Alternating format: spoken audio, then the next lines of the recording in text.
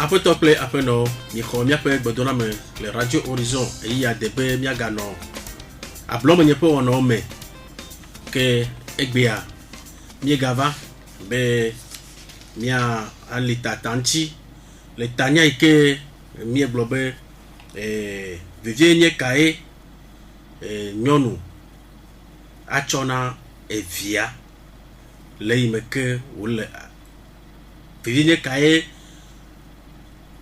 ta flaché le vivie nye kae nyonu achona evia khena e pe chome nuito vivie nye kae nyonu achona evia khena e pe chome nuito le ko ale benedo no aba trosu chovu na mi ape duko na yento na pume molo na duko katan ke tanya me mi anoema e mi agbole ibe yoni ajino e ni mi ano mama mana tesa e na betanya va egbea be wa ga pere wa potoro na mi ano nyonuo be wa chobele tokede na mi avio mi anovio e la bena wawe gbogbo wawe ja khode du kwa tepe ke nanyi bo mo chobele no o ba nyen toke na du kwa ke egu du kwa e ya we be mi ano chu achororo kiji be tanya ne wava ke kure tanya pe vie tala nye pe ametoke yao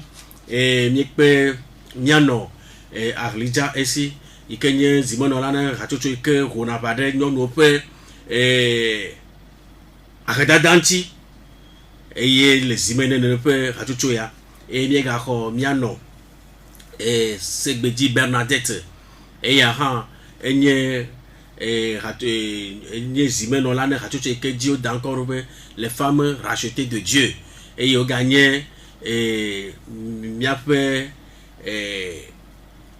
agent de santé allo donc il t'a garde ka rogbodem voix egbea elle po clinique ike dio d'encore elle Jason que no vi omi ko egbea be mia denglecho ne peut tanya ya nti que le mia po morando pia mi ko mia no vi gayo e azi ase no divate se mia magbele di po sia enya bia so acho mia no vi mia yo meto yo ko be tonton Emmanuel Tewia de vieux play chichiao holo mia no mia gbo le gawo ame feme ke ya megbea mia karacho le mia gbo ke nye chomo popo e dogbe na mia no mama mana test da le tepo iko le fifi la ne ko mia pe gbedo na me afie mia yi ona ochia made kukura nye morado be wacho ha gbea denami ne mia pe amepepe wacho isusu mevie afie mia yi ona ojivo magbodo be na mia wezolo mia po meto e de viao enyi chobedo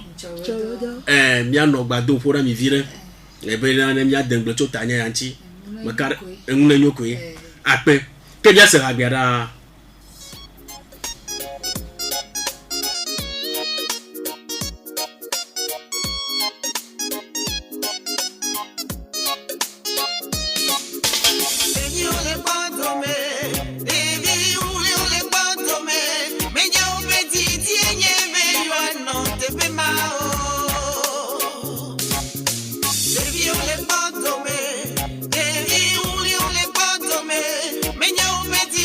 Yeah.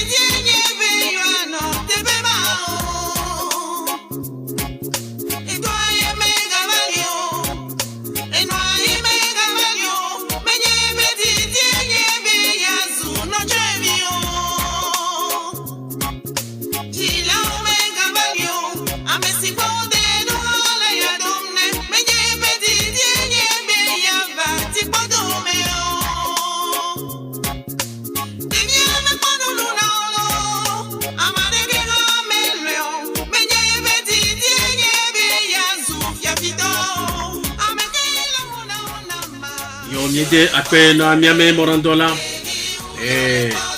amuzu Gaëtan ebe cho hagbe emanami ke mia trova blo atal tepea agbone mia mam ko egbe dona mi lo yo enyo ona be ni cho deva ya mieno tanyame mieno tanyame me vienye kai nyonu achone via alu belele kai wa chone via khana e pen ko de ke mi no tanyama me mi khoda seridio le moyaji ale amodo cho de vieux cho dado gontame ale o dere kokoliji ale o cho de vieux dinade pawo me no o ko be na mi o katan o potoro na to comme vieux que o viacho mi agboke we be mi no gabe mi agatro yo na yajike que ple de tout comme vieux to pe bia nous là be mi agatro potoro na yo de wona yaji que matro blanc be ami vado que le gbemen kekemede enyado ni cho nyemete bia mi o ni be le ke nyonu ate cho vienya e viacho pereko baru pa mandre la beti mai o ile gomodo pe ma ne fi ma gomodo pe o ten le bene de via le gapo ma mea mo po be yi o va la te demiaji que le ke belele ate noro le ke nyonu ajino ate ma le bena e viado Ote wana la kpa. Mia da kpa tohe na mia pe megbeda. Ikenya mama Manatex.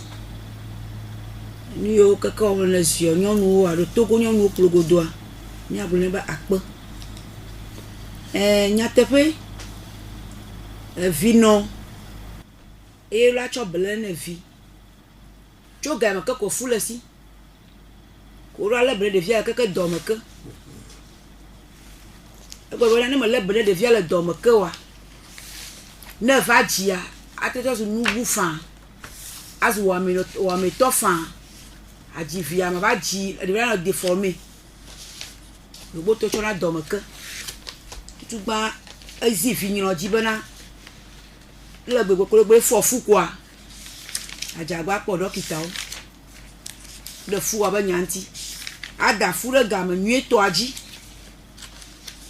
E yo kata lokita la dia wa akpogwa we nwire vino modola no jibiu le game ka fule si o ra no jijo popo de me kala ke galasi o ple game la si o e gbe ye fu no ya kwa ra no jijo popo de me de via ha po ijo le do me ka ba le ba ko ji ba nya apon ku ne nyonua kakasere gabe ko ajivi ma ajivi la po mo o ajivi le dokita ogbo o ji le dokita ogbo a nu gbanto irula one via nye bana o ji via kode zire ka dokita ogbo o ngbe ko ogbo a po mo kwa era ti ji o ma e de via ba ji gbegban ele veve fifia na o ji gbegban de via voa via va trouver des viandes tozo allez wala bene de via abutu ana nuele gamme nuit toji kaka cho ponane ko wala po Andrea pon mo le vigila ba cho gaime ko de via gbele no le no ba akota kwa ye efi no la no nya nuit blonde de via ba gbeji ne le chile na nya nwie glomde de via ba gbaji ba nwi ro ya chogodo yi ala ba na vinoa enye via ba ma ugbanto enye vuyo dova ta nya sia nya ke vino la cho agblore via ba gbaji ya ne mo ro fa manema ena e bibla gbobona e vile butoa pleno no ko na bo dila ni gbaji nu se na jeji ne ya nya ba gomo jepe ma kala bene via bana iban dudu ale wa le chido ima sukuba nyao kakaba na po mandre na ten tu de vimaro nué tu do nué toi ma ou le casier nué toi na po mandre quoi nyaba il croit folle de via si elle avait comme ya dagle que banto blima la colle de que banto que la que comme andré bla nyoko a gagna zire kala que de gbelema aller le blamu le foin de que gomene que comment andré ko ya bla ya wono ko ya nya zeka bla ya one ya ne manya finwa gbedure via gbema ne danya ha gbanya de chontia no ayi e o me da pe ncha mo popo ya nchi do ma da pe ne ma unde nyano mana test va gbeta me ke dudu ko jibe ya de megbe no wona me no popo na du ko e am banye zio de do e fla préfecture a edidi pe ya ma une yire do gbona zio ba gbonu glo kata nyano da isi blonya subovo nui me jibe ma chokpe ya ye ko nyibe na le epe gbalo o covid keke via la xoxo ya ma Andrea do da si gande kpo jila ikene nye nyonu ape nkume ela bena ne nku me le devianti wa na do le ya bebe viva mokolate jiredo viwa le nfofo nwire ya deviare ele tote nwire ya devia po nu pokpo de ejoa devia po wonade e devia be susu mokone ya bona wo jila mo cho de kele mene devi ba cho po mamuwa devia la ba chika be la banya we vinya wo po na mponyido vinya mo susu mo le wodo devinya ba fo mo le wodo nwido e po jila abe vino ene e le gapopo mama ya le do la si abota na via belele ne vi we game le do la le bene via e le do la no de via bebe vide e dina bono loyi gai melele no na de via bebe vide nku me pon ati bono no gboro nya de nai ono no gboro jijo do ame e be nya de nai do ka gapopo ma me vi wala nunu le nku me poma le alogone no nya de gboro baleke da isi gboro fifia nene no nya nyi gboro ku de via ti belele ne via menye be nududu de koyo affection lolo de via lele denti de via chocho akonu egbe anele divise re kado de toze re ka kwa ola chocho podojino jesi vivire oni anene wonema a chocho podojino vigila eye lo la na no de via na no wonto lenye be amedebe ya tui pe vi ba gbedoa cho gbegbe ko le covid alo cho gbegbe ko le be le tisa iko ado da si pon kuma le ale benefu ile ja jivi ine le jivia le ja le bene belele nyen kulele de vinci via la nanu akpo via be dedie no no gbo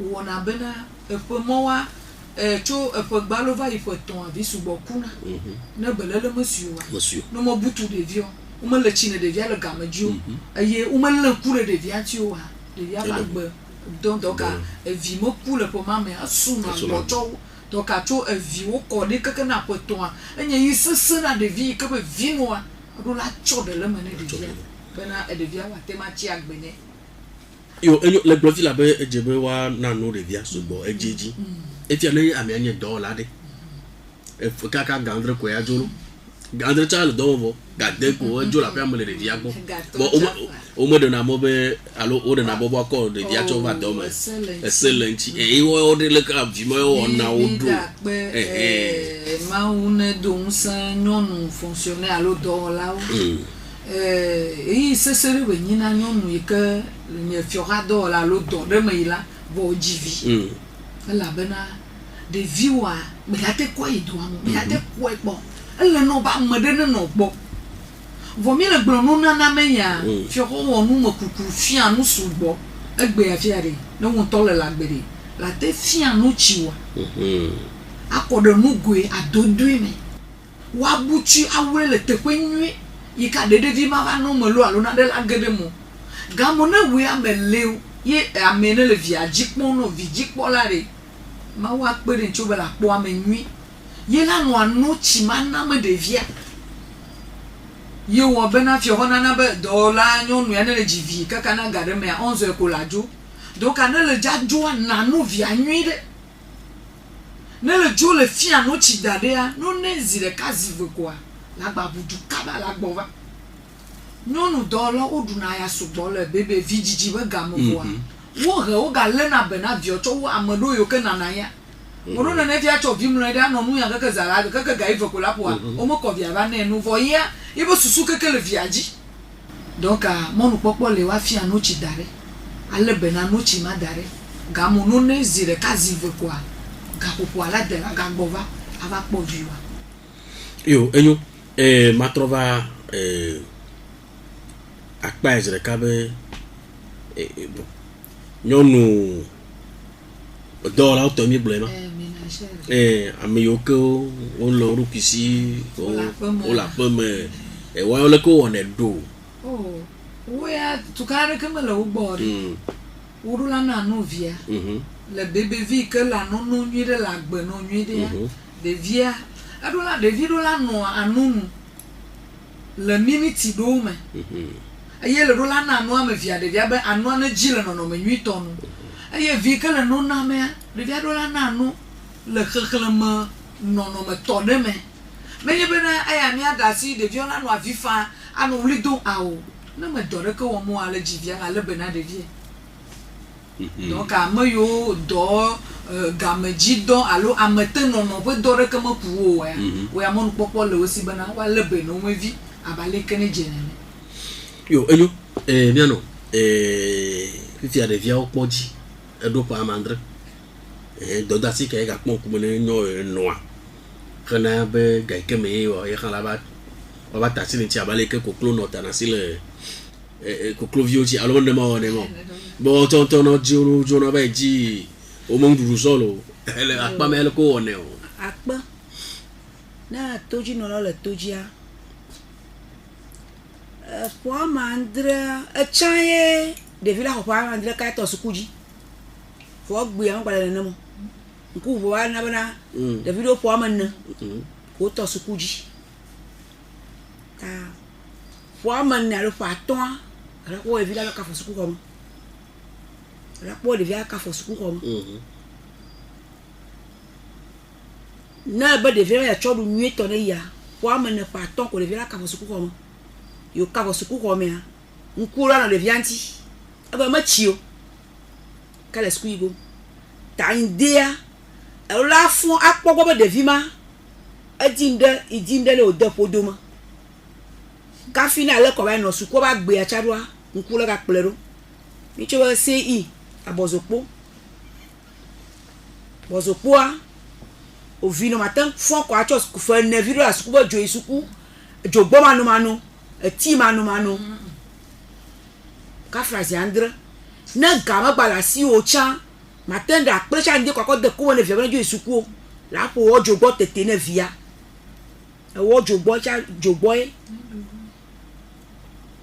alo tigbe le ɖoe le me ya ƒle ya le gbe me le va tso alo tigbe ne via ko sukli kpono ne gba egbɔ lo ko no tsa kafi ne ni yewo va le sukua wa kpɔe tatawo gblɔ be yewo ƒle ne ɖeviawo fo ema tsa eɖe fu nyia nunye kpɔkpɔ nua ne be vi ɖe nɔ abɔn santé nyuie ne yia le ameseme ne yi ko ɖe agbaviwo le asime fifia le aƒle wo nenye eve yi le ate ƒle le mɔto wo ŋutɔ le kpe wo ɖe nyui ɖe ele ƒle le kutsɔ gali kɔ ɖe dzi ne ɖevia kɔ da akpete me ne kɔ ya da ɖe tata gbɔ ame la kplɔ ya be ne ga sieke ƒo ko ɖe eno ŋdeti ho ne ɖu nu ko nyuietɔ ye ma ko ɖevi la nɔ nyui no ego ne ɖevi le ƒomɔ yɔ mi le fia ne me le nu ɖu nyui ɖe nɔme nyuietɔ la dzena dɔ kaba kaba avi va se le ƒoma ɖa ɖu nu nyui ɖe enua ya ne nye nu kɔkɔe enu bibi enu yi ke nyo yi ke microbe me le mo e ɖevia la ɖu ego be dɔgbo mekpɔ tsi o ta alo ale be ɖevia ko nuɖuɖu be gome kaƒe ne sukua watsɔ afɔ ɖe ɖevia ovi no ma la kpɔ gbɔ bena yi vi be suku ele kɔkɔe nenye le afɔkpa le ƒle le broni mea afɔkpa kɔkɔe ego ɖevia me tsi o ewo vi no ele la kpɔ gbɔ bena ɖevia kɔnde kafi yi suku ɖevia kɔnde kafi yi suku yi me ta gbɔ kɔ ele tsi de nyɔnu ɖewo lia evi kɔƒe ne ƒe atɔ be ya ŋutɔ le tsi nɔ ayi suku eɖena fu ne nyavi ɖe eti yevu dɔ la eti nyaƒemetɔ eva le tsi ne viwa fɔ ame ɖewo lia gatɔ ma wo fɔdzo asi wo wobe wo nɔviwo no kpɔ gbɔ no yi sukua ko anua eɖe fuvi ɖe pauvreté de le na wo menya leke ma gblɔe ha ɖo vɔ nyuietɔe nye bena na ame gba le gbɔwo tsã ke eva tso ame aɖe bena ne kpɔ ɖevia gbɔ wòafɔe wòafu ŋkume nɛ wòa ɖevia ɖe nya le koklo anume zi ɖeka be ne wofu wo aklɔ nume afu ŋkume ale tsi evia aɖigbe kple papa nu nɔ alɔ dzi papa nu kokokoa mi ko agba bloni wo le kpɔ wotutu ŋuti ɖevia tsã ɖevia nu nɔ alɔ dzi nu sia nɔ kɔkɔ ne ɖevia ye nakɔ atu ɖevia ɖe tso gɔmedzedzia. Yo, on a bien nommé à quoi de Mianchi. D'ailleurs, gblɔ nya ɖe fia. Kafla mia no mia dadawa. Ame ɖewo tso dzo ɖa keke va na memle ɖa gbe wo mekpɔna wo viwo. Vɔ le xɔ ɖeka me. Ɖoa keke ganea ame ɖewo dzo ya si wo. Wova gbɔna zã gawo ɖeviwo da lɔ vo. Donc kaka nu bugba kea wo gadzo. Leke ɖeviwo ɖuɖu ɖe le sukulu leke wo yi sukulu aɖo ɖevia xɔ abi ɖe wo nane woe mekpɔe o parce que efɔ dzo mekpɔ via me fɔfu mo vɔ egava gbɔ va zã gbado vɔ mefɔ ɖevia be mi ɖu nua nuɖuɖua la te na anyi lo vɔ ɖeviwo be caprice suna gbɔ kaɖo moa ne ŋutɔ me to be ɖu nua medza ɖui o woka nua ne eya ɖui atsɔ ƒu gbe vɔ ne wo ŋutɔ lelea la te kpe ɖe ŋuti be o vinya me ɖu nu o trɔ ya nke na me ɖu nu o exɔ dzo vi ɖe ya.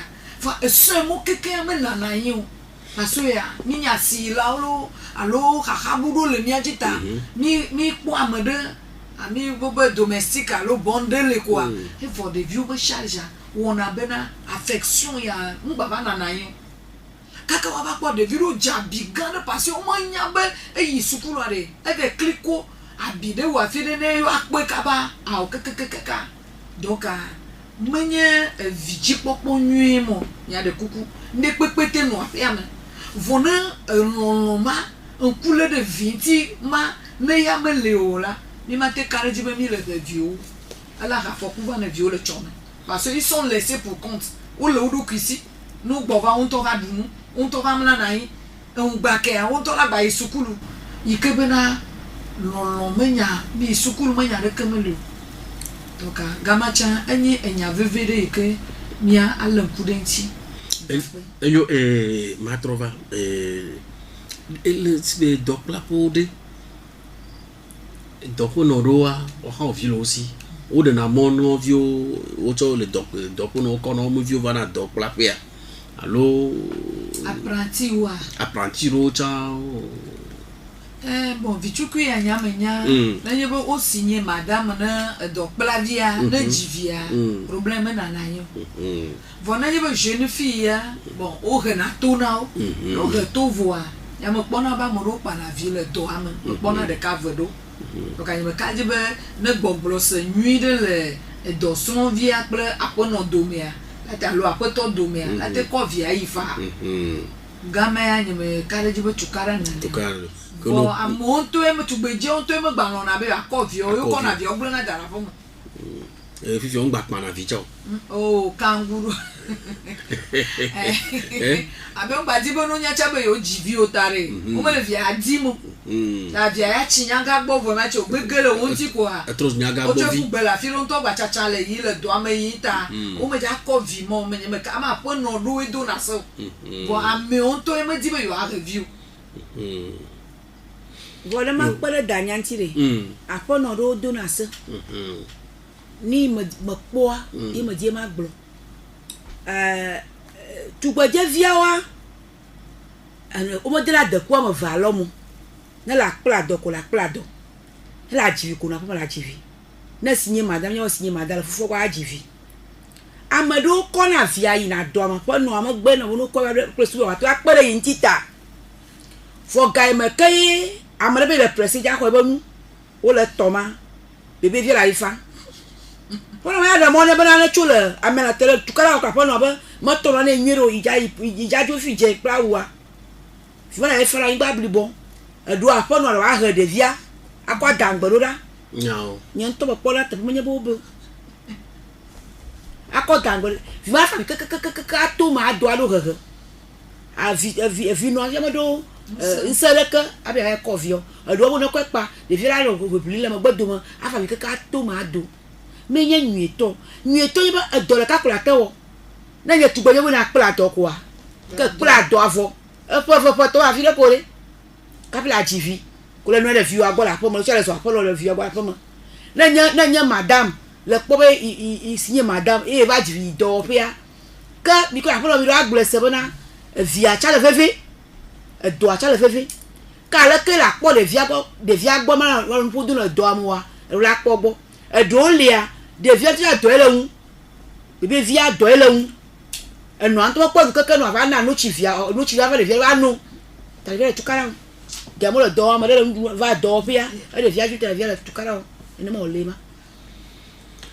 Yo ke ne alia le kɔ awɔe o topo ɖo nyake miate gblɔ no wo topo ɖo nyake lia me gblɔ de nya me vɔ be ɖe egbe be tugbedze yiwo ke va le dɔ kpla ma ɖe maga de deku ame eve alo mu eka ŋuti le dza mita lo eka ya kɔ ƒu ŋgbe ko no dzagba no se ɖe wo sentiro ɖe ŋutsua le vɔ ko me yotsogbo ta no va yi kpla doa eƒe eve tɔ ne le ŋku ɖe doa ŋuti nyuie ɖea ƒe tɔ ko le dogo le dɔ me le yedo ko le pase koa le va wɔ ni ke le di bi awɔ nu ɖeka ɖewo ɖe afɔ ɖeka ke ba ɖeka wo ɖe afɔ eve ɖe duo ko le gbanu ne me nɔ anyi o le be amlɔ anyi ko ɖe le gbanu ta topo ɖo nye bena ɖe egbe be tugbedzeviwo no be ayi dɔme koa no yi dɔme woawu nu kape no wa afɔfu ava yi dzividziƒe akɔ vi akɔ yi dɔme ma itsa me nyo mete avɔ akpla doa anya doa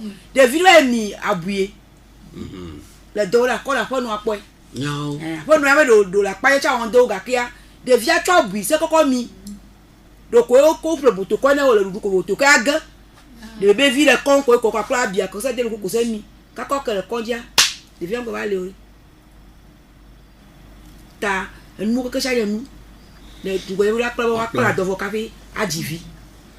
Yo aƒetɔ kple aƒenɔ mi ka ɖe dzi be mi gbalẽ ŋusrɔ̃ leke miawɔe ɖe mia ɖeviwo anɔ dede ye me mi le ma ke ye ma gblɔ le ɖevi ava dɔkplaƒea ne va be gba va dɔkplaƒea hã wokplɔ ɖevi nɔ ava kɔ via va dɔkplaƒea dze be la le ŋku ɖe ɖevi ma ŋuti be ɖevia ne gba va ge dze gbegble bu mo elabena ma wɔ ɖoɖo ɖe ŋuti wobe ɖe botokɔe ge vɔ abui hã ege ɖe anyigba vɔ ɖevia menya o etsɔ me vea eyi gbegble eɖe fu alo wole ɖevia enɔa le machine dzi ede tagu le machine dzi ko ɖevia eta vɔ mɔdzi wole le fi ma wole mɔto alo me nenema ya adzɔ le nenema ya kaka ɖe wakɔ ɖevia be he ko ɖevia tso mɔ me vɔ eʋu ƒoe zi ɖeka nyawo exa va me etsa va me nenema kɔ moto be dɔwɔƒea le ta ɖevia ye vi le zɔ le tabo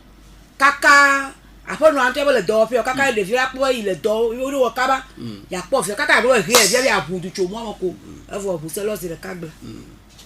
Yo aƒetɔ kple aƒenɔ nenye be enyawo le emɔa dzi va ma enuwoe dzɔ eya ta wole be mia aƒo to ɖo ne mia nɔnɔewo le eya me be mia le be na mia viwo mia le be na mia nɔviwo elabena woawoe nye dukɔ ya ƒe etsɔme eye nye ɖevia ƒe nɔntɔ ƒe tsɔme ne eƒe yi ke me wole ƒome me to le eya ta belele ehiã nɔwo mi gatrɔ va ma trɔ va teƒea be mi le gblɔm ɖe ɖevi akpa ɖewo hã le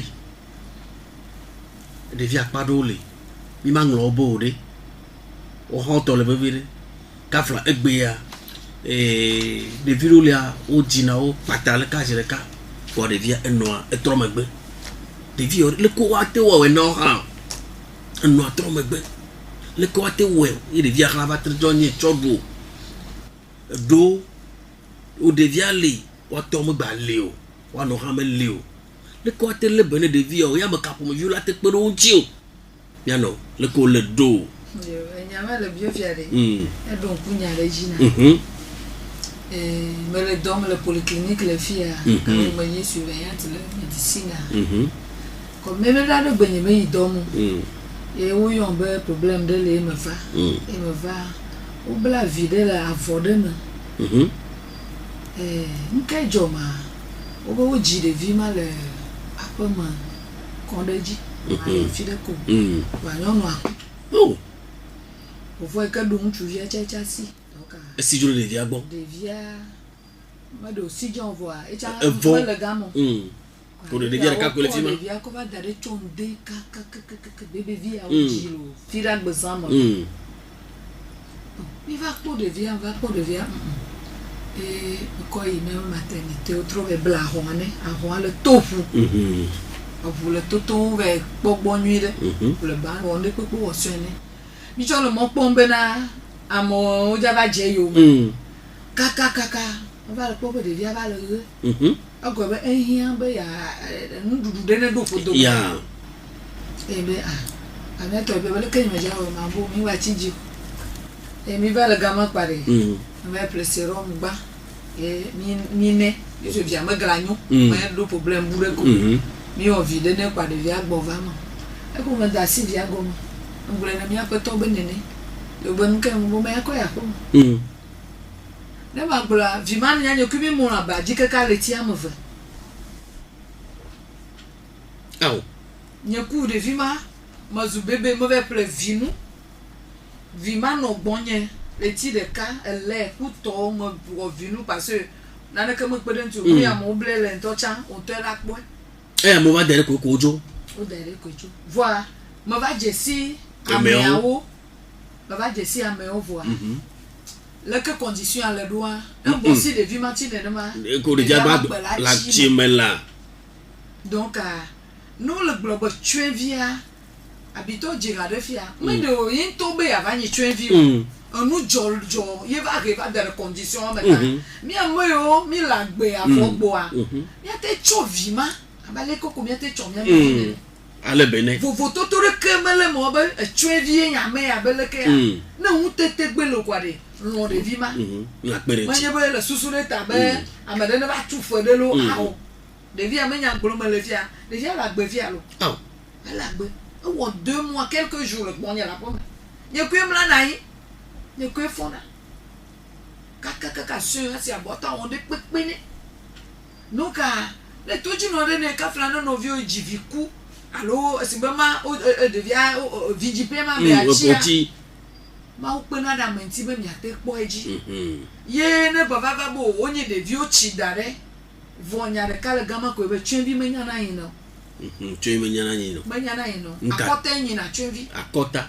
ça dit le rola do courage ye la te yin twenvi Nkata le ko nye menya enya le nu popo le nu metoto nyo nua ne surtout e devia chi nyato anya nua ka be nu ma joa ono na affecté o be ji kona biba ji de la mopo gena de ume wona bena amos o mo gati suboa o mo lo na mo menya gbo da no le gbo fi se la gbagba je no kakacha me ya no po fo lo a contrepartie le ra be de la bobo aye wa no agbe ne de ma vo mi ro la nya bena e kwa bide e do cha no susu menye be ame no nyu alo menye tonyi ta réserve ma no na wo me vo mo po khe mo bena le mio mi a rewo abe vito alo vino nene ya te gbebe na isu o cha chomele wo si awun no ku do cho ba gbe nti ta mi awe la rewo de nti mio mi agbo le fia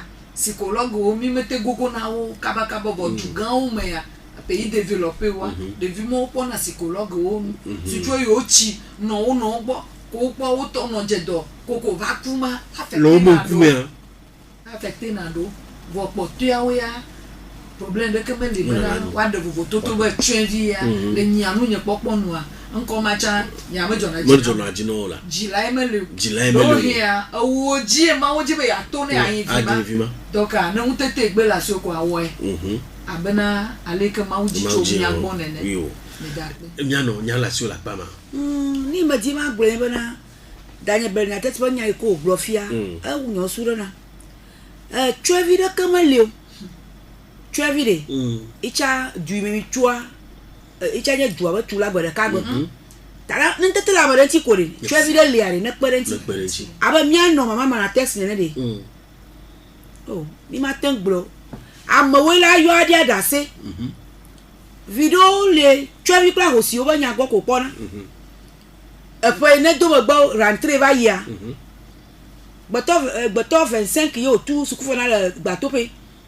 collège ka plein lycée o tout ce qu'on fait donc o ba jila wala aussi o o te le vieux le nunya la suku ta apple cahier livre ne pe le vieux tout ce qu'on fait quelqu'un complet le vieux quelqu'un en ma mea ma o ko la pepelenti amre cha ne cho pebe amre cha cho ko bia tudua parce que manya makara le du a fond chogodo ay kele jimata ma wona o fan en blatin ouais d'ailleurs village pas de mon côté mi coulait na de mi attend bobo le via comme coulait na bobo de ka le boy na ma fie de ka le boy ni lo sovio de ko va do ko le ngocha o ba i bpc ga to apu el me la hina no el va le o va le copa la fille e ko ba de vie tu boje la tenja ko ya no bonyo o be ni ma de na yin lan lo o be e ko ba le boy de via nyu kakare voa que nya ekele o do na reserve akoto na nan aba munye we jio ga ka ma choma ko odo ma ulo ada pe ni kele wota temi na pe de mama na test bala de ibo gbagba je won kan ji ncho wu nene ma yo le pe fia de vie o fele o mo wa ple eyo ka o lo ji lowo ti tele pe na po si apia won to nku ma adu na pe no a to uno a lo mo no cha du ase via a cha vi no o cha wa no gbo o papa Noel no wa se wo cha de o ji la o lo gbo o du po na ta mo ro cha lo popo lo nden ma o cha no agbaje ma o la ri to pe la mesia ma no dai mama dai si blofiare chama jibe ma wo yo ma na amesia ma la bena de vie yo wa si masoa o tro to de le kan yo mi le gbe we le fofo ji adu na o cha on to le wona ne par exemple pour y va me mi ministère femme racheter de Dieu e mi ya gba ko pe do gbe ne to gbe ya cha mi le gbo bena mi be mi aba pe le train view chi voilà amo yo va toi va ba ni train view de do tu es venu le powa noir de fou donc ami o kaye mi o nu keke na o ye mi village am veut femme racheter chaque année mi wona no ma mi desi ma mi ano ma test lo wa ye me femme racheter mi wona ye de kajere ala no toje o avo back ye to jaba balo le du amelo o me se me dida se bunya na o back nationalité melesi o na de melesi ye on va gagner mais les blancs on va gagner voir des il dit bien campus là voilà toi mon nouveau veut mais va aux nationalité né il y a quelqu'un qui va ouais premier pleuve dans la bon le loma a commencé campus kaka présentement les soukoulou fait effectivement mais de vianya na nous aya na nous voilà et chanya e blanc mais le vu fait tirer au beto tranche tout quoi abule nyako wa yaba konye nyo oh lo bien beto dacier ablone so nene ablone na mo yaba koko nyema oh ta abde ma o ngule de agbegba le bono la e vi sugbo wa wole ya fo vi le bia yesukulu o lo mi ple kai mi ona de vi osi ko nko gbe de lonti amo ko bebe se ka ko back yeah donc anenye be mi be o eyo ko mi jikwe mi acho ko ile wo ji a la de fou mi ma no du atu mota lo yo na mesia me no tete vitu ku ile gbele kware il pore la file kwa kwa dem ma wala ira be manya sukuba nya chako donc pla po yo le ko le via te pla donc quoi o tela ko la va essayer contre nela nana mai apoto Bruno no djuma fia mi o mer ko kwaple machine mana dopo non le séchoir mana dopo non le tondeuse mana dopo to be de viru e pla do logo fata for de viru ga triji megba ka fi aboro le pla nga mo pla te dogo o ko gire ka si le pla don to la va du ta amune to amaro cha na makia o le ko gba afa ya ndu male ko cha ndu na afa ya ma apena na ma wo keke mi nya mo cha na ma na da pe no gba we wu na ma me church ko mi apote no na kokon do apoli kale body na elejanya ba mama dojo gbo ma me kla ka gure na o Ateperenti la. ateperenti me ka ko aja church ko ma ma una a ma kula na ma bana de amai pon le le eyenye yi mawu no fi yo ke pon eyenye yi mawu na wo ne ko ke yi mawu ma le wo La te ko church ko ma cha lo. ni magbo Voilà, aparo sa o na gamba yi. E ma cha le bebe. ko paso we Ya yo to go. Yo, apoto clap no. Mi apa senkaka akpa zari mi daba tasele mi apa kapo monchi na mi. Ni chova ya mi go mi no etanya mameke ya etanya makpa velia me mi le ya. Ejebe mi achobele na de view, mi ano view unto view ha la chobele ne. Mi ano popo fila choka de vimeke do dasi poku menami elabena de vimo o jaba khode de quoi te c'est ça am gan lo me de via de nyana nkaka yo bo nyana no vo to amelo no amelo re o bo ndo la si o ndo lo ya si we pe de vimanti de vimata monyo wa enyama gara kana du ko ya yana pe dale mama na test yana pe dale e machine le ville du me fie e c'est sur la mode obo no pla do okay ta mi lo yo na me sambe wa zora am mi ano pe afoto me c'est balé que femmes rachetées torchonne femmes contre le lutte contre la pauvreté association des femmes e bo me gbede mama na test lo e bo me gbede ba lo e bo nu yo wa du contre la gbe ni la gbe enyo fifi la re me jiba trova mia ma bia nyar kakwa e me ne ya ne chopian ko ma bukar mia pe mana mo ko mia po tojiro lo han fifi la re ne nye bo te po o lebena devire o lebena devire bon devi mi popo fi la coureur tu envio nti ako ma yine ma no si to charge le kai ma no kwa mi anya jo la pa ma akpa e mo jima trova yin bena ni be jiladre ku me alo me te lebena devido ke o te belele te su de vibore e mo chung kai na na nyi Toto Emmanuel e mo chung kai va e mo chonu gbogbo le nto me recoup mia senano le mia po morando la gbo la rapport carrément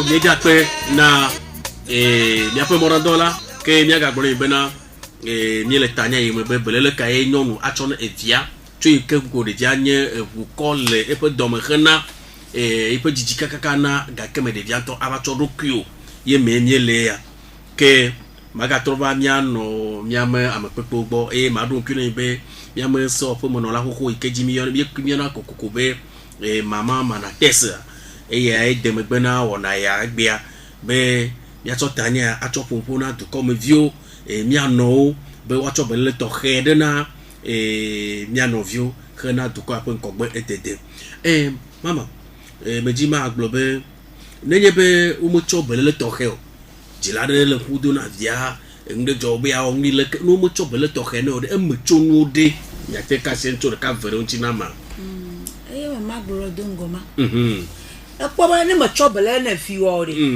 macho no le za won to e gbona ko machi bia me gbona me la a jejoko cha no ja po e go me le be de fi o isuku me kla do le ko e le po de nu ko atwa wa na wa ta agbi ya ka France ani na po amaro ogbi ya o chi kunya ga chi wa video ke video si wa ji pa ke me won to ba ko to la apadi ka be le dudu ta de via le ji ko de e belele ne le isuku sa fi la si wa te pe joko na kla do na na ko le via do video na le via si ka be ba kunya ga chi ko mo ta ni be le be de view wa nya be bo nya ga kuku bo gbodo me ya igwa ya dugbo le ko mo de via le po do me mo on de kani mo poji o nkare na na chogodo ma isuku bo pala do mo na ko fi ko ateba ye ile fi de view asi me poji la lo fo wo ji lo le ju be fi ya lo e fi to fi no mo le ko mo da fo fi la asi me poji e za la vo ya mo lo fi mo to ngbe ya nko ba nye chogodo ka prison ko aya gbova edo o je dola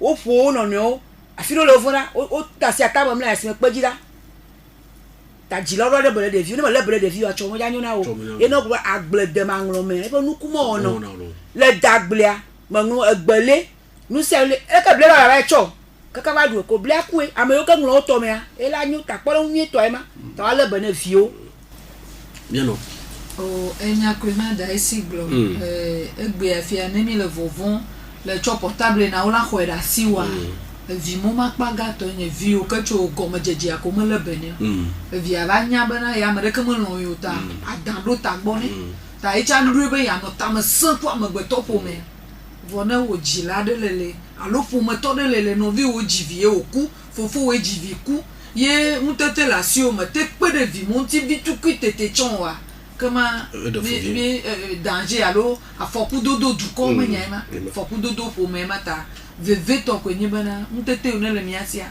nya tu de viulo yo wajima bromia puto jino be zare ya mapuka enami mapuka amesi ameno acho ipo susuva leke mi awe to ko apon ko gbe de o ye nyemi apeta rojinu gbanto ati ma puka enya vevile ka si me de ville enwa mekpojo tu de vie meke egbli dadi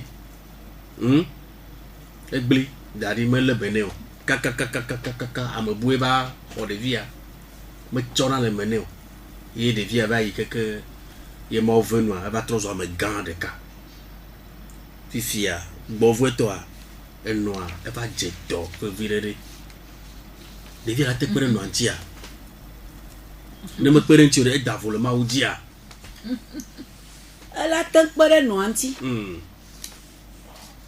ne ye ba le nya mawu na me anya mawu e malo bobolo choke no gba voile vote po wa la tan poji fona me anya mawu a ala gbe le nya me kerire ala po ya dia ala tan poji ala gble no adia ala gble no adi vo ma le tepo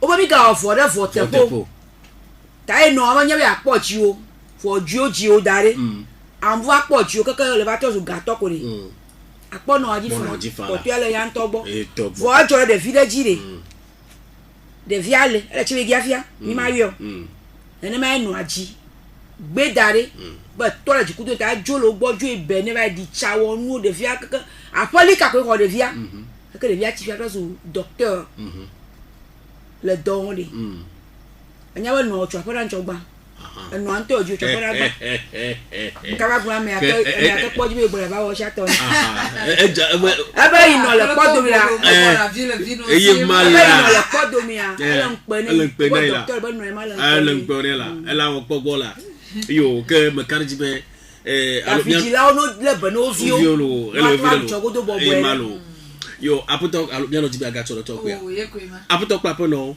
mi apo tanya imemie lema mi ajaundo la mi ajaundo kene mi yo bien mi apukanami blaske plene ka blavone bla devo aton blaske pleni blade blaske pleni bla devo eve ne le yo ne le pokpo de la fila atema yo amek pleni fan ela ajaundo ma oben le dra amre toro ajro ka todo ne le yo enye ke le jagblo aputoro alo abianana wadenana mea dramre do la fide yaira le mento eta blasike pleka blavo enne bla devo aton 91 24 24 65 91 24 24 65 98 60 98 62 98 60 98 62 elle mi amici compte que ni yomia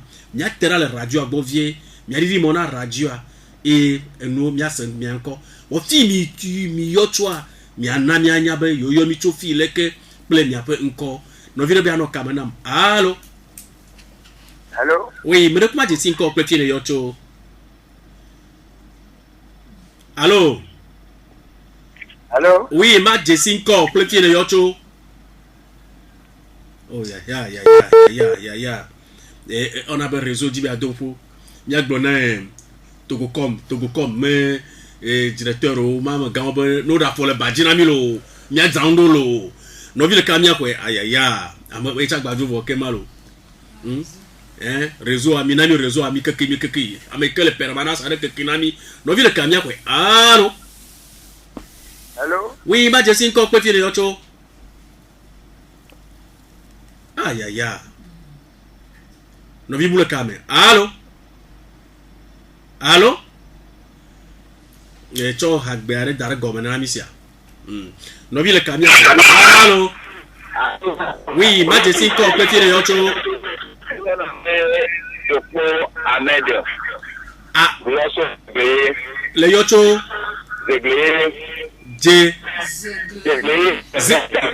Zegleye. Ah. Le préfecture carrément.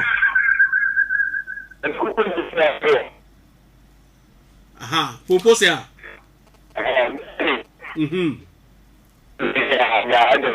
Ya. Oh. Aïe. Et de fourrame. Réseau le dos pour. Et y'a tout zéglé. Il me laisse me nurolo. Nous vivons le cabia quoi. Allô?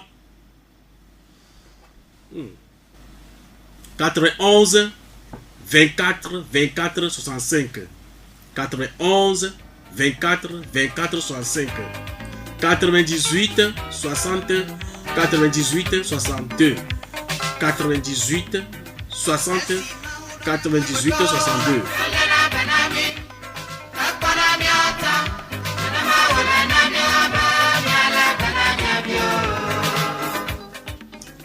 Allô? Oui, Majesty Nko. Allô, Majesty Nko. Oui, Makwera. Le yobi chofi kaimo. Oh, le fika. La gbona me makwera. Cho la gbaja.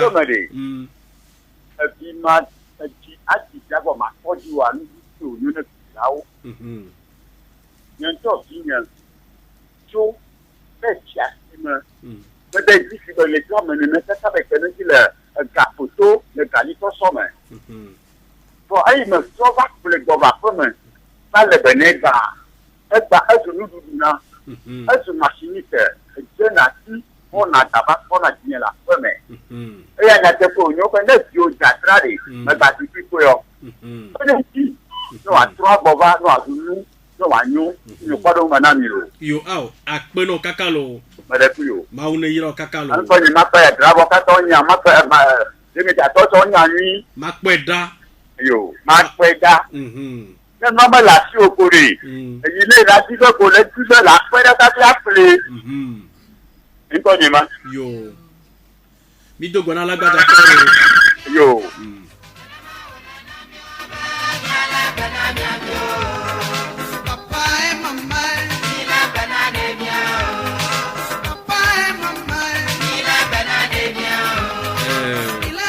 Le carrière fait allô. Allô. Oui. Bruno Kossi Ametoyona Loglo. A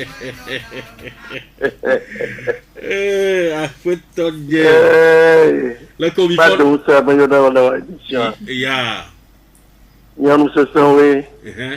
Ben on me le suivre. Mais non le bête de venir bébé émission maman manates ni dakpene. Ya.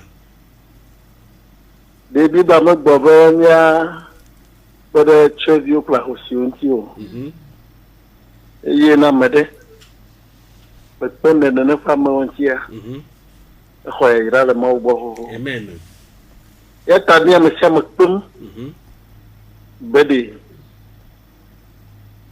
Chevio uno butamoto. Arosio uno butamoto. Devido li wato lagbo wano lagbo cha ule sibe chedi wana ya butamoto demini wo ya butamoto ene do mark bagbala made bona ni le film ba Yesu Kristo we da si de vieux qui doit va bonne la bana de vieux wo to enye di fu fier fu ma se me ya pomo le di Yarfuma na se de via won. Kemana wonu ne de viuri. Le wonu ne amaya yirawo. Ine wonu na mayo kenti nvona kemelewa. Mau ayirawo. Amen. Ikpe msema. Bena we abe amayo ke bunata motora. Trenvio. Ahosio. Le de vio bena. Ta de me dibe Ni ano yi pa ben chama va dashi émission mais elle a des jona mutolo elle a des jona mutolo ba mama na testro elle a des jona mutolo mais yo no se sono fofo ne amo elle a des jona mutolo émission ma via la ko via madala va nan ko be ntama pere de via vous tonanti eye mala ko dona mawo dona mawo mawo ne la machia ma yo dana nyono mi ne jeudi ocha bye blessé que de cas blanc vonne black de voiture nyame mère kenani bayi allo mema allo maji ko pleti ne yocho mere kuku apeto Victor Azi Shogonodu Victor Azicho Benodu Victor Azicho Benodu Belegosia no da pona never émission mau alawe bena doa oble be ablede manglome il faut nous trouver que nous le doubli no gamu me bayabu no tapo o la va trouver avec des billets ta dacia ilawe amen ma de kukunani de d'amerika na baru de voir des enfants tant Mijabawe. No hata ono no nyao toa. Ni unge kupe ne baso ni. Dua wawini yako. Chomela. Yeah. Wawi ni lepo. Ta. Yo, akpeno cha. Mission ya nkene mo vurajua.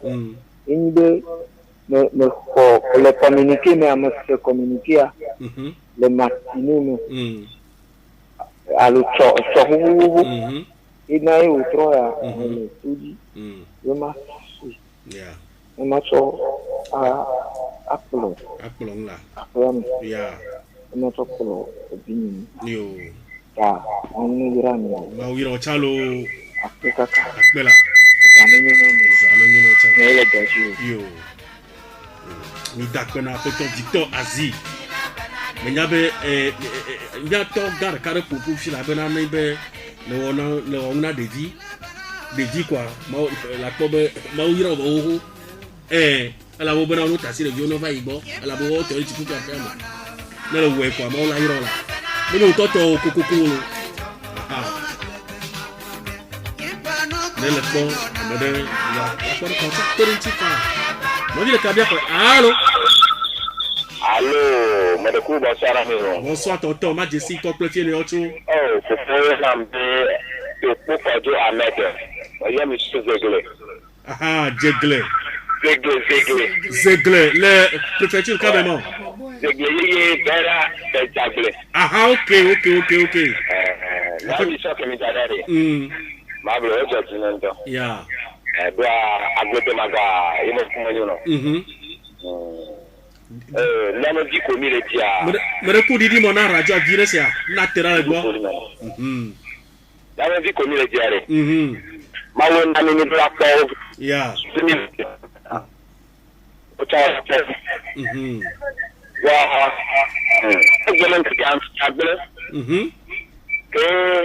Non, on a diviner le cas.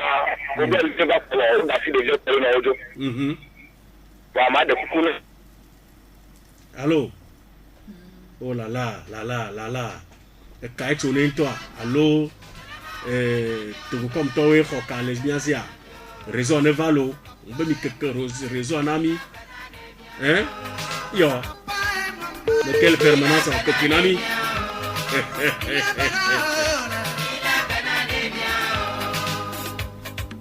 91 24 24 65 98 60 98 102.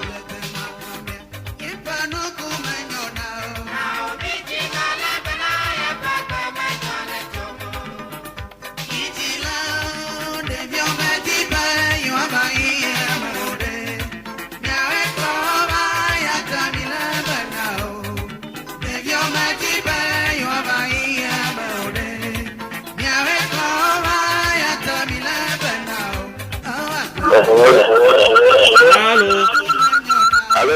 Oui, Majesty, comment tu es? Oh, Koku Nyasingbe, yo pour Makadama.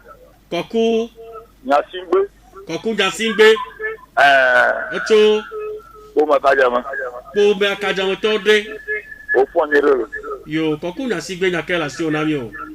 Oh, bon, nyanyema so nyamo comment je vois le port Abel Madare.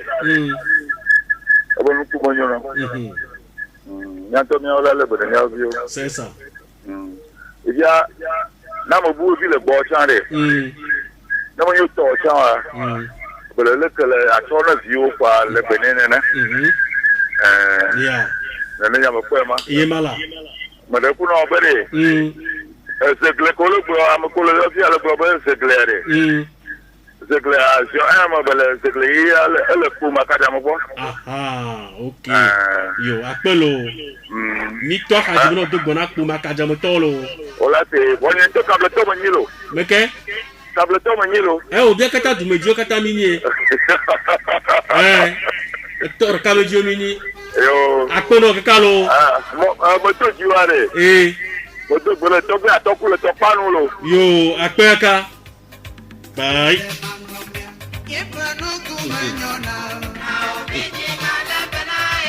Non, dis le camion. Allô? Allô? Oui, Majesty, complète les autres. Abonné au maman Yoso Bolula. Abonné au maman Yoso Bolula, mais. On te pena ma pepelo. Ya. Oma una donison. Akpono kakalo. Yo. Ode kukumbe ma bia nyare kare. Bama bia sebe ezi no nyo vi no do wa mi mo le plan ya vi o ezi ho po 8 ans encore vo fo fure kaya dava na vi o ye ma anoshin popolo lumeneo ye chema fofu kai ne probezi mana ba jivi mare kai boda bana de vio ya le ka evelia ndete fo pomale alo kuko mala shinyo bo mala sesema mo boso konji so doguya e ba ko benanto bo mali na mo e wa vinam ame ajivi e ba de ka ma fo to go ma u be ya ka manwe na manai to va gba trojia so jive ele nei ma so ajolo gbo yato emi wadu chanya e ula koko vena vimo aso ya na kebe afọ de ka mo chabo kwenji kafila du any for the serenanto for the came major in to major lea the fool yo I won't blind in Totonia ebudo la eburu yo wa pene miano to le tojia ola se no o se ngula na so de do monyo yo que le yo bicho bolu la mema si ke ngale jolo ele jolo gbonye le fia le bolu la me la numéro de la tenania numéro nye le fi man kokoro nami fila je ka nami 97 oui 02 oui 59 oui 23 97 02 59 23 yo ano to dise yo e de fu bo vimo wa amaga ogiro amaga ogbono no po yo no gbono awo jaba jaba ga ono o be fena ji encore fois 2 oh amorono va adopter vimo la morono va adopter la morono mi to di amiayo maman Lydia ici ple maman Bernadette Segodio quoi mais da no bo ni romi wa ni mi ji bi on tete ro bi asoro ji no bi le kamia ko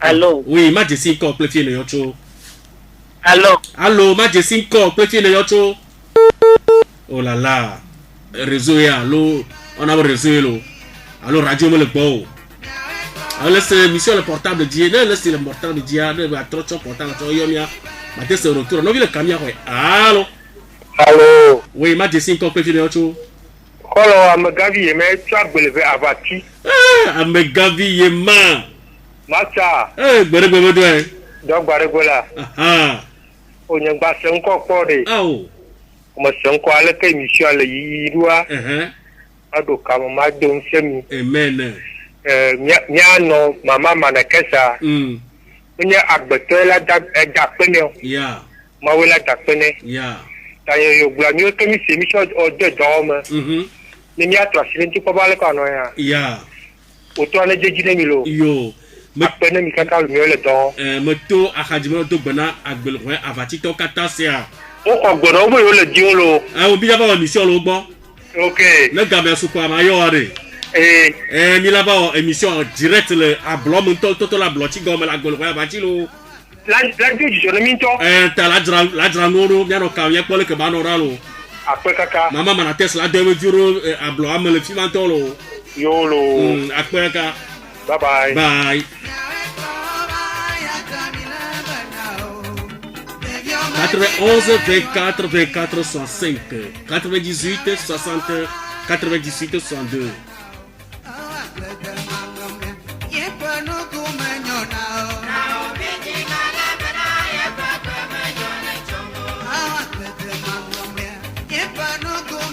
On dit le camion quoi. Allô? Oui. Allô? Allô? Oui, ma je suis encore petit ne ocho. Madame Coucou, il y a ma parake ça trova. Ah, ma podra. De Caliari. C'est dit me la fin voir. Avec de ma gamme de tia de tuna amado bolo bon ko funu. Ya mado jimi ya nya to ma do se akomia ji o. Bo o mi ba na to bo be to nya ma poti yo ta. O ta on to we. Pede mele tefo. Mele tefo la. Ni be to ma poti wa. Ba da be de un telesia. Kenen te mele shure ne doji we de nu yo nu a. Yo ta la ta du le ta no yi ma. Kenen to ma komia ji o.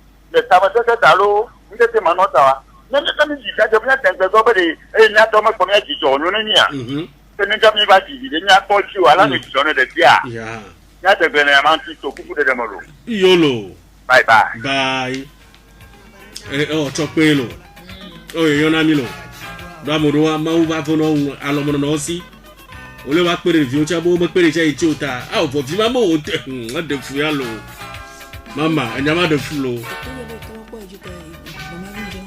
Ah, au port là. Et puis pour donner il y a mon lot. Non, le camion. Allô? Allô? Majesty, quoi que tu es, Ocho? Benoît, moi, je suis Et Dena? Benoît, je suis Benoît, Cho, Afanya. Afanya, comment? Afanya, Gleta. Afanya, Gleta, Tode. Yo, faut Benoît, avec le boss, ya. Ah, on t'a mal donné ce mission de John. Ah, Bekaka. Yo. Et ils ont remis tout bon affaire de taper pour ça au catalogue. Nito Benoît, pas Hadji tout bon affaire to kata.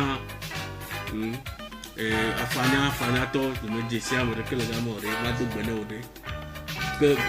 Que me tout bon me si à me que me tout bon affaire to réussir et to que me tout bon pour Benoît. Non, bien calé, oui. Allô? Allô? Allô, Majesty, quoi que tu es, Ocho?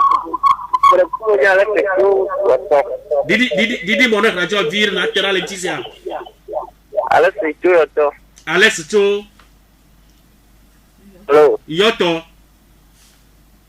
Alex, Yoto. Aha. Ok. Et bel boss.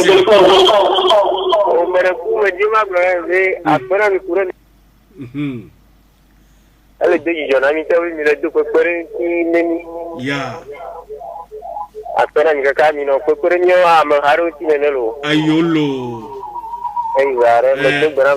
Yo, m'tap do bena me velo cho yoto melo. Obi biano do jore nyano yo pere nchi ne malo. No bi le kabia ko. Allo. Allô? Majesty ko prefe ne ocho. Ah, il y en a peu papa. Papa. Oyoro yoka. Oyoro papa ina. Moyo to campement. Le yoto campement. Bonnement du campement. Aha, bonnement du campement. Campement metore. O foke ke. Yo, papa nya kala si onami o. Ah, o ta ba ma 2005. Akpono kaka ma ona yira o. Yira nyaka. Yo. Ni to ka jibona do bona campement metolo. Et yo to campement. Campement le tikema, bonnement di. Gaku agbo. Ah.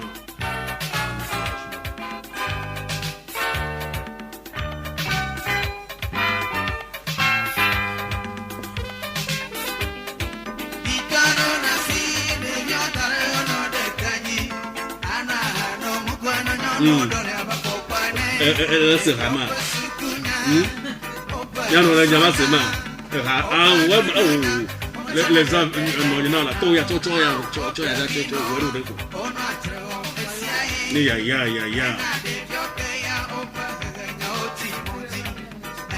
non, le cardiaque, allô? Allô? Majesty, encore que tu es autre. Victoire. Acho ka gbenodu. Mara kukuri. Mama mana kesere. Uno ni ko. Nano nyasro. Ogo mebe yanki. Egbere jibire sia. Katla nanu ke. Mwenye mia Kenya fomo nono. Aha, nyantu wema. Ima. Yoya no mwaka kwa. Yuru ale eti. Ayagwa. Afi. Wanyao. No problem ya vio. Presque. Nya sro alunya noa. Nya sro alunya noke. Dawe winda ne ni. On a plus de 90% d'éducation de maman à la maison. Allô, Mouradi. Oui, comment? Joignez la femme. L'hiver, on a firo. Mi dorme. Et mi dorme là. Bon, mi boro garo, mi boro kazi, le kami wa tora firo yalo. Elle bocha, mi bocha. Ah, oui, zolo. Oui. Kapla domo beri di kenchi. Bon, cool. Kapla de kavere jari. Oui, c'est mlani. Est-ce que de yoa wano wa uko ite vena una ni la fomo. Nyam ke tata mi tiji. Dogan tolo makpaji la. Wa ba paji. Am de kukuri. Nyam wa uri. Itazi.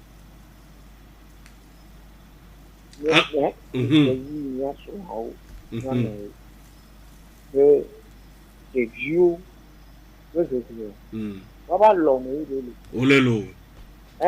Maman, tu as la tête tournant. Deuxième, au poste school, au niveau. Il est midi. Il va te coucher. Le fond. Ok. Surtout, d'abord. Le cahier. Non, tu as la tête. Non, tu as la tête. Papa, oui. Le vieux là, c'est à fond.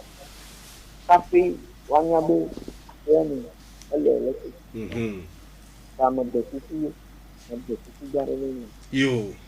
Tout, maman m'a cassé. Notre rappel, n'y a no. Yo, akpekalo, elle est toja sera lo. Akpekaka. Yo, mi toi hajimoto bonak bono du tosia.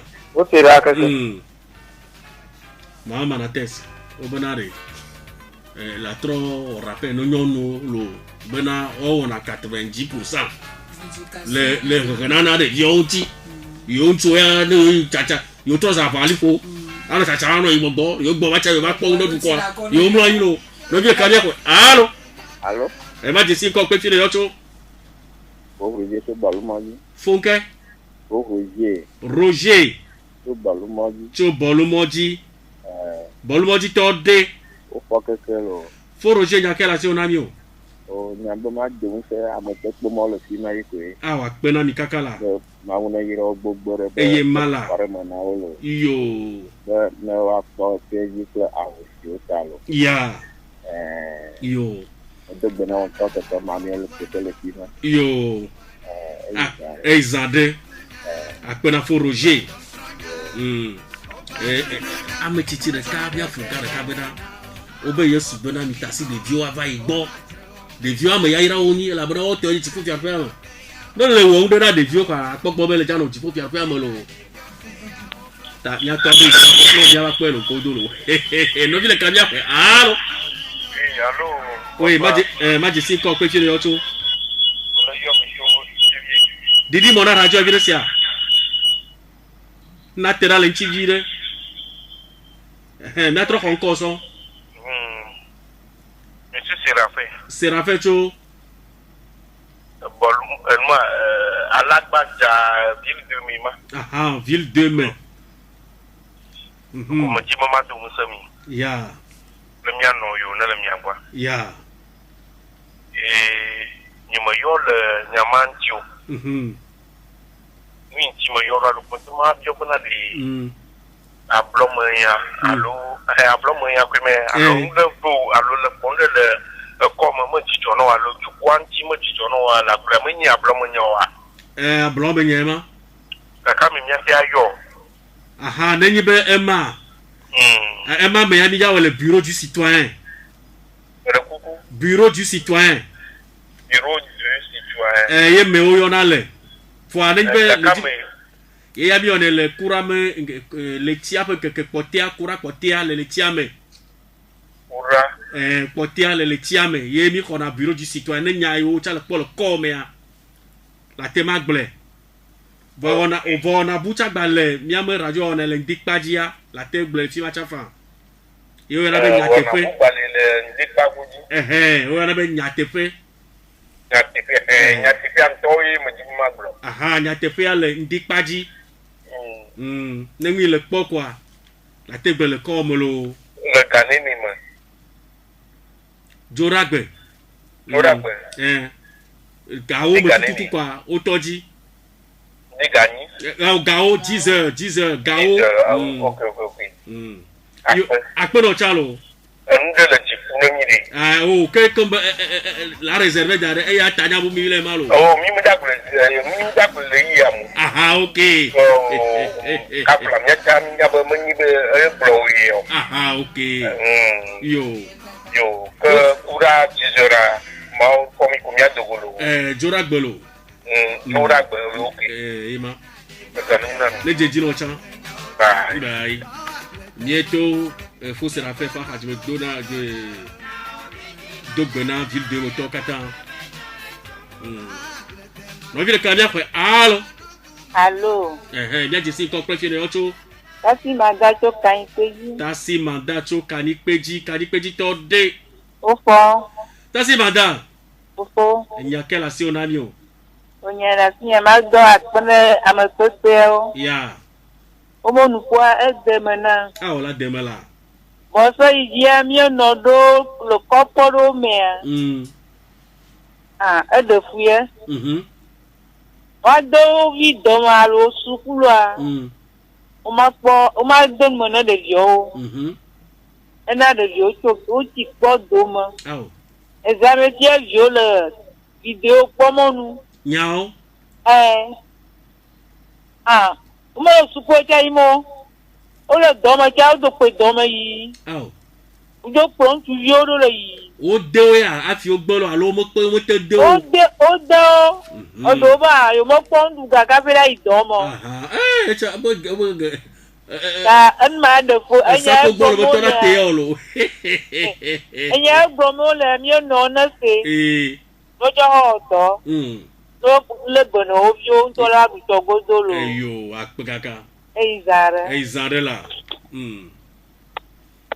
Ebenare, amomo po. Odo do me ya. Le grand docteur. Et tu as ta tolo. Alors de bon bonheur.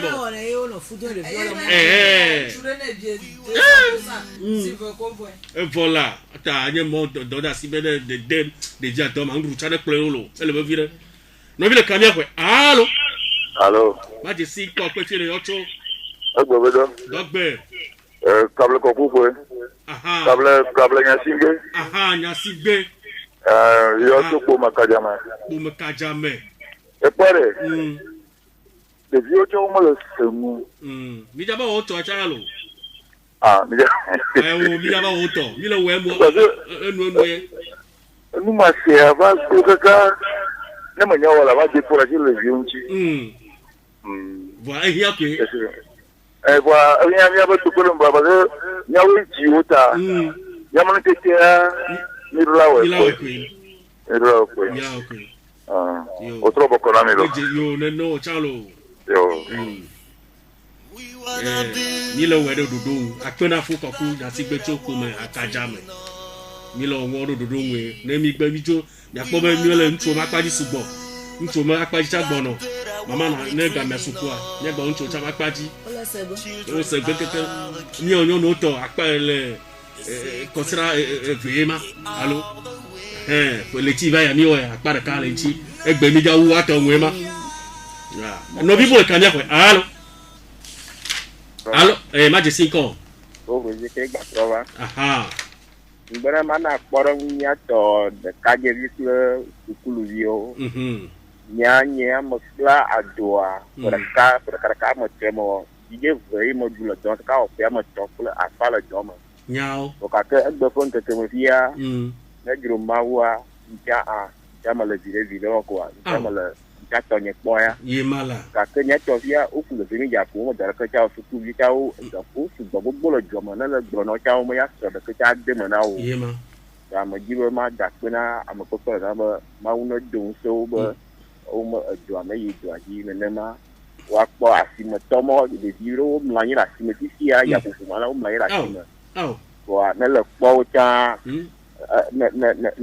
alors ministre lo malo ministre lo fi malo ya mo ya ba plus gba de docteur lo fi malo docteur ganga ma yo ona po am ya mo po de no awo ba kala nyire mo nyolo eyema akpigaka ma una ira ni blo donc obe ame kata le deng ne me amenyi be lo bo lo o le drang de do lo la po amere me jivo tulo amere la trolo ba le ko ira ma ula ira isia afine jebe amoro jibe wa o ya lo kisi lo o tere mi ano o tia o la po e la bra mi ano ya wa o ye ka tutu o yo lo pe ka tutu pe ko do dia o na de aplo no nu ye da be mi po do me ni be do ko bi choko bonova do la oni o pona nyonu gbo funa pura nyonu alo le bono avio o toro na o mete ko do tovo na e ya o mi le mi pa blome ta ne mi vale ima mi ba na o ta si lo mo pe no ba on chinami na me de po maso la lo de vi maso la tiro a ya te ruto no mo lo si o lo voir to poro nya wa ala te ya to tro la va kokoko alo me ne ma ya 91 24 24 65 98 60 98 62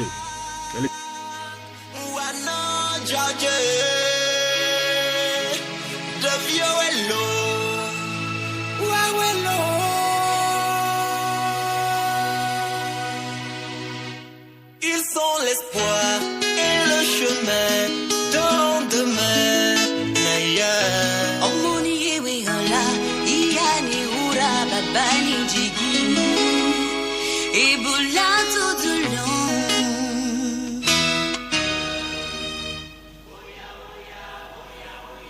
La vie de Kamia quoi. Allô? Allô? Oui, Majesty, quand tu viens de l'autre? Eh. Aha. O ba yo na le dala go ko bi bogan. Oya duresa men ko le ti mo wo. Aha. Aka yi no lo fo mo to ta bi la go ba ma ti me le be mo so mo ko mo to wa. O bo di ni na ko se to. Ya. C'est le thème en Afrique de transport. Transport, on a venu avec lui à Koji. Pour qu'est-ce que ça roule, il dit qu'il y a un gars qui m'a dit, on m'a sorti le mono. Ça plaçait de l'autre, ne pas trop. L'autre, non, l'enfant. On m'a sorti le mono, Kataï. Kataï. Est-ce que tu me sais? Il y a un autre qui est dans le dos, il y avait un billet d'attrape, mais c'est pas bon. Et là, le bœuf, on le tient, mais le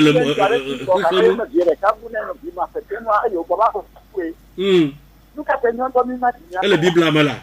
De Via Jagla. Il a trouvé mieux niveau.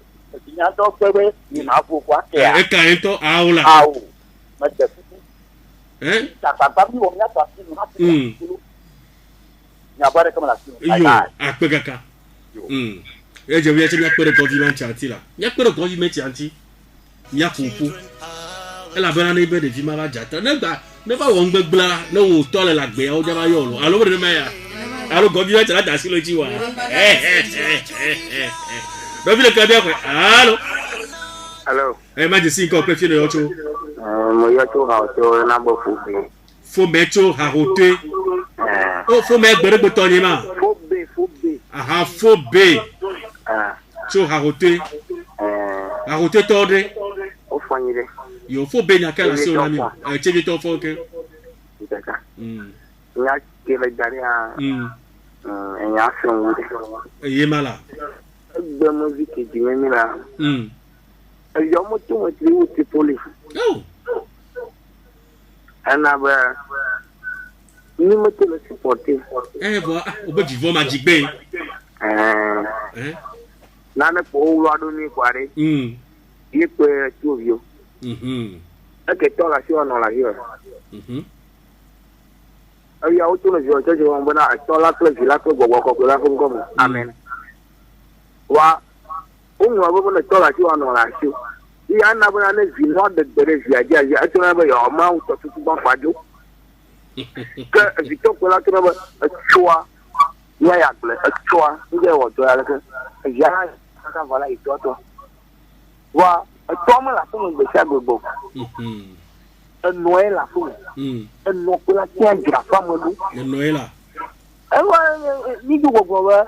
To la ko zila ko gogo. Ya du gogo ba no mo le muta. Ah. Mo le ko to mi. Le demi sukuro. Le demi sukunte ba. Ona ba zo mo le no ba to mu.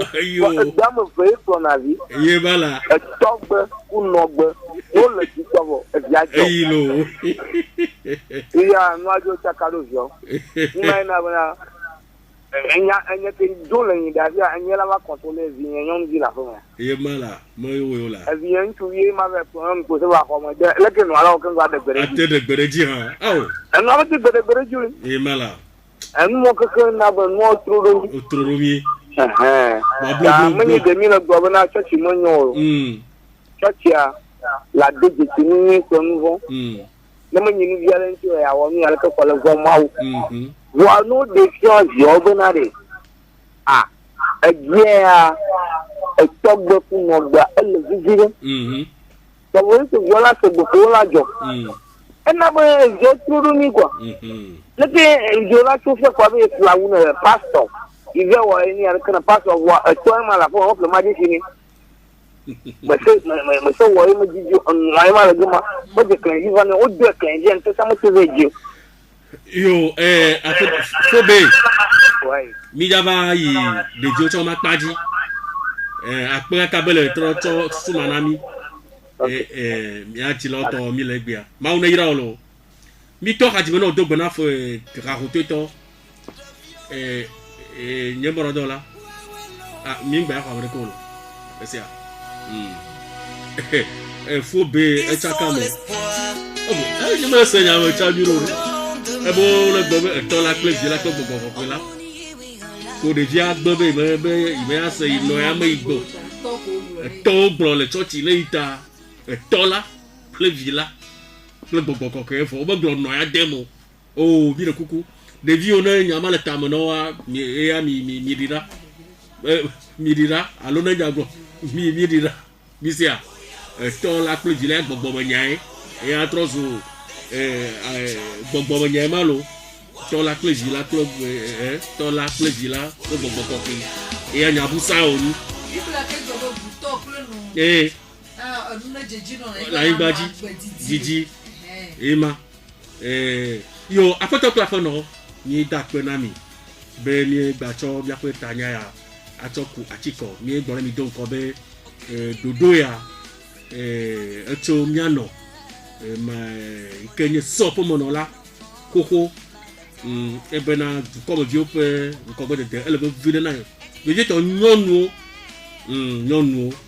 ta ya chobele no ito la te va no omo ya afonfo na to comme vieux voir enagbe be anoma gbe no ona no wa kuno ya na to comme vieux na yi wa lebena de vieux yo le yivo ema wa wala ba ko yo te fe que egbea ya fue etania mile enu ema fois amu ola jisi bi amu no bawo wa jisi bi amu no bawo ne enya de amede be ala kpo mia am titio le toji nya to gar kar de me la yo mie mo ele toji am bo biro ni na mi se na nu ya lo ablo me nya me dano ta ayo le nya mo bla ejibi agaro ka me voa enya ro sa evuvi on blaine ta la ma kpo mi to he kwa mina no ba na mo toji no lo ko ni se beji afi Bernadette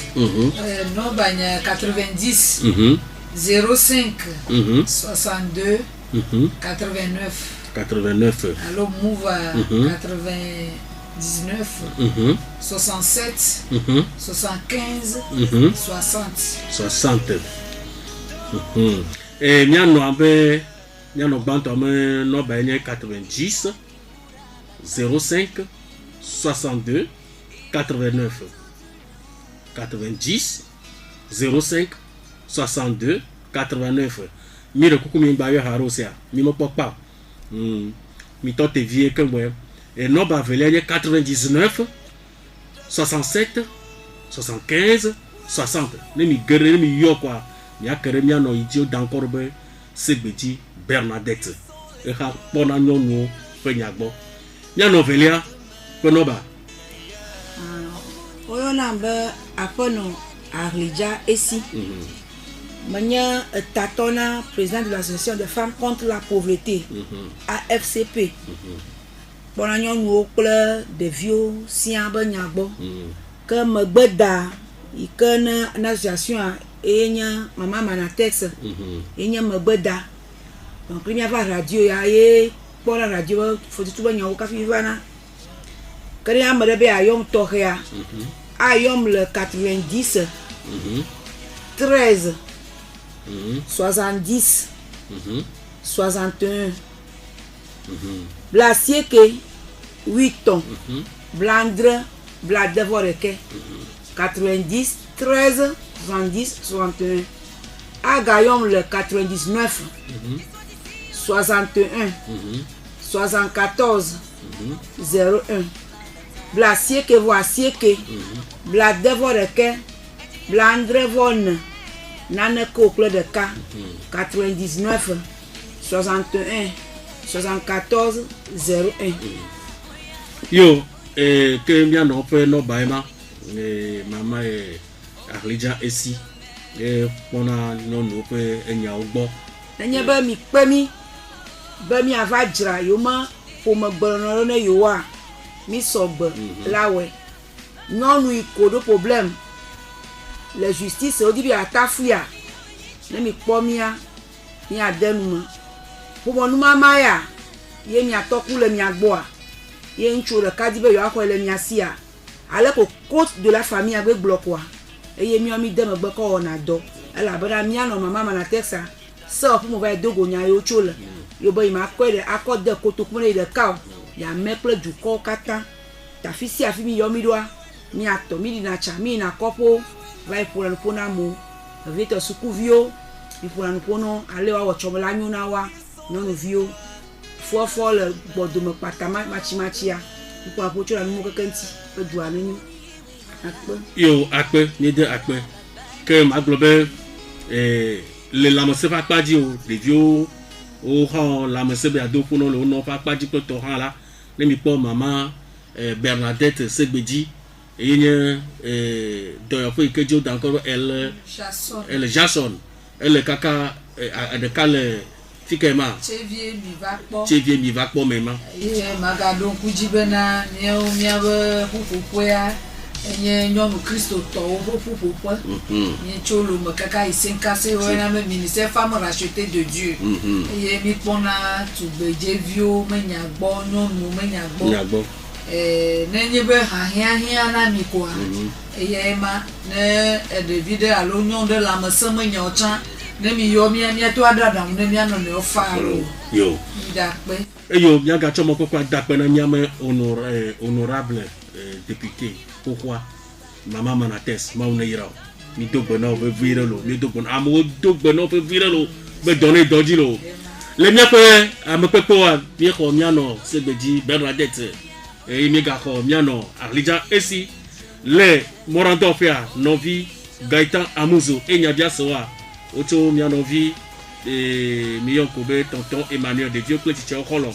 me di baga tona ibena nenyi be yo mission alo ayo de nyare jo le miabo komea miano vi le ka ona émission ma elle ya ona le jora ogbe to diga wo kwa ke miasi miamo do ole vo wade mi gbe du apama kwa e bo ko mi aga se ta to alo apena mi katan bye bye